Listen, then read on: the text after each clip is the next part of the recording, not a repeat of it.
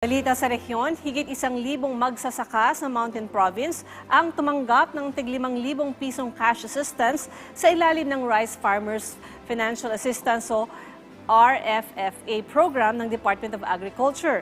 May report si Ala Sungduan ng PTV Cordillera. Nasa kamay na ng 1,268 newly registered farmer beneficiaries ng Rice Farmers Financial Assistance o RFFA Program 2023 ng Department of Agriculture ang ayudang bigay ng gobyerno. Ang 1,258 na mga magsasaka ng bigas mula sa munisipalidad ng Barlig, Bauco, Bisao, Bontoc, Sabangan, Sadanga, Sagada at Tadyan na mayroong sakahan na may lawak ng hanggang 2 hektarya ay tumanggap ng pinansyal na tulong.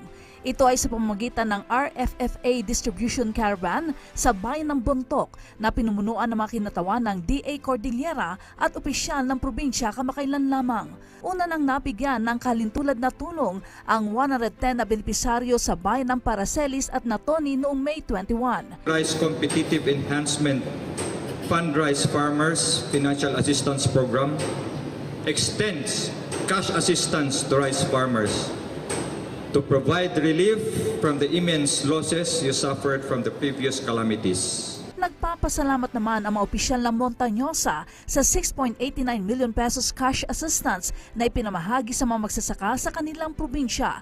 Bawat magsasaka ay tumanggap ng tig 5,000 pisong cash. Sigurado kami ay usarin nyo sa isinan usto ay paka-usarana. Ang pinansyal na tulong ay gagamitin sa pagpapanatili, pagpapabuti at operasyon ng registered rice fields ng mga benepisaryo.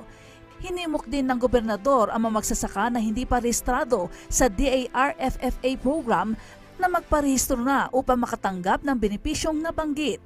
Ala Sungduan para sa Pambansang TV sa Bagong Pilipinas.